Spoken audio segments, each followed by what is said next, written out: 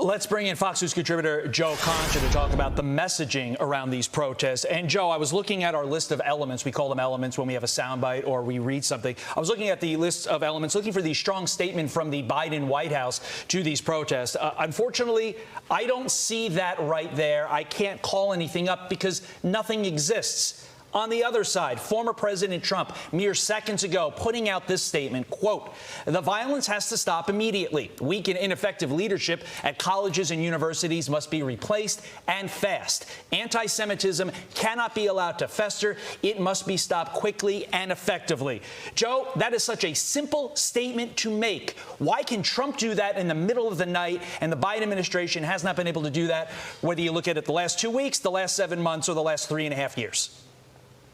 And Todd, I'll answer your question with a question. What are the chances that the sitting president of the United States, Joe Biden, is even awake right now, is even watching what's going on and monitoring what's going on as far as these protests are concerned that have gone out of control? And once again, we are seeing the huge difference between Donald Trump and Joe Biden. The former president, an odds-on favorite to be the next president, has been making definitive statements in support of Israel, in support of the NYPD, in support of law enforcement in general, and against these protesters, some of whom are bought and paid for outside agitators or brainwashed students, thanks to a decidedly liberal and woke faculty at places like UCLA or Columbia or everywhere else in between. The question is, from a political perspective, what do you think the Democratic National Convention is going to look like this summer in Chicago? Because it's going to make the 1968 Democratic National Convention look like Disney World. And it could be a decisive moment of this presidential campaign season, just as it was 56 years ago, where people will see chaos on their screens as far as what's going on outside of the convention and saying, you know what? Enough is enough. I just want law and order restored. So more and more, we talk about how this elections about the economy and about immigration and the border, but it's just as much about law and order and bringing normalcy back to this country. Yeah, Carly, and it really is all about politics when it comes to messaging out of the Biden administration.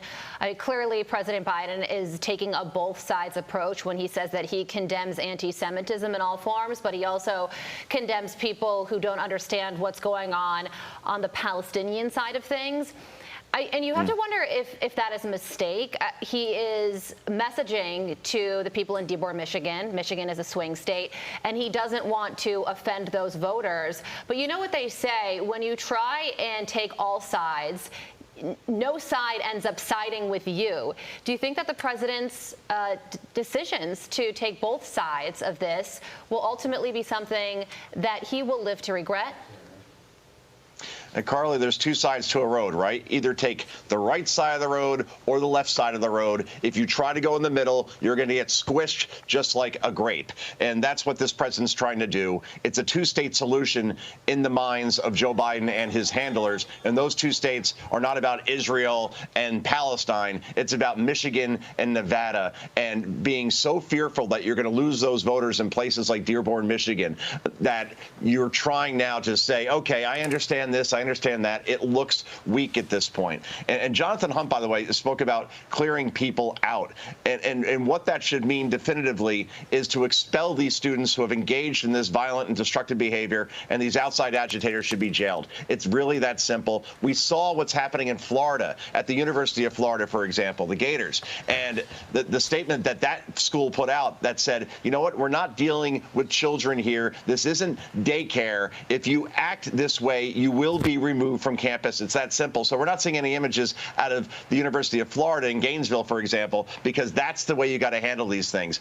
Now, at this point at UCLA, what do you do to reverse this? Because you allowed this to fester, to your point, Todd, before, and boil for so long that this is the powder keg that we're seeing as a result. And it's not going to get any better anytime soon, guys. Understood. Joe Concha, thank you so very much for your insight on this from the media perspective. It's sad that we have to have this discussion. It should be unequivocal. Joe Biden should come out and make this statement, but yet here we are. Appreciate it. I'm Steve Ducey. I'm Brian Kilmeade. And I'm Ainsley Earhart. And click here to subscribe to the Fox News YouTube page to catch our hottest interviews and most compelling analysis.